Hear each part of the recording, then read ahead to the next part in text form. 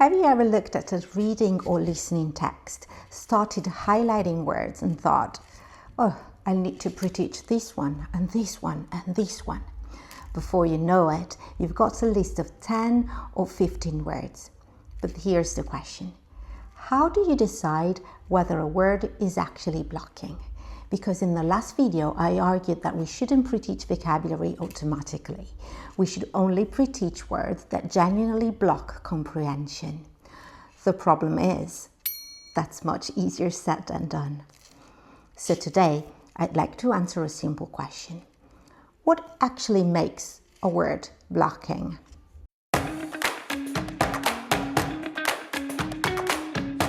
Hi, I'm Raffaella Manza, founder of ProTEFL Institute, where I support English teachers through lesson planning, methodology consultations and teacher training. And on this channel, we explore the thinking behind effective teaching. Let's start with what I think is the biggest misconception. A difficult word isn't necessarily a blocking word, and an easy word isn't necessarily a non-blocking word. Difficulty isn't the issue here. The real question is this. Can my students successfully complete the first task without understanding this word? If the answer is yes, then it probably isn't blocking. If the answer is no, then it probably is. Notice that I didn't ask, can they understand the whole text? I asked, can they complete the task? Because that's what we're planning for.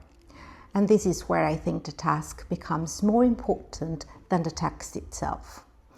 The same text can require completely different amounts of support depending on what we're asking students to do. If the first task is simply to understand the general idea, students can usually cope with a surprising amount of unknown language. But if the first task requires them to identify specific information, follow a line of reasoning, or interpret a key detail, then they may need more support before they begin. The text hasn't changed, but the task has. The same is true for our students. A word that completely blocks an A2 learner may not slow down a B2 student at all. So, blocking isn't a property of the word. It's the relationship between the word, the learners, and the task. People also ask me, is there a maximum number of words we should pre-teach? Well, I don't think there is a magic number, but I do think there is a useful guideline. Personally, if I find myself planning to pre-teach more than 6 to 8 words before a reading or listening task, well, I stop. Not because there is a rule that says that I can't, but because for me, that's a red flag. It tells me I need to pause and rethink my lesson. Maybe the first task is too demanding, or maybe I'm asking students to do too much too soon, or maybe the text isn't the best choice for this particular group. Or maybe I'm simply treating every difficult word as if it were blocking, and those aren't the same thing.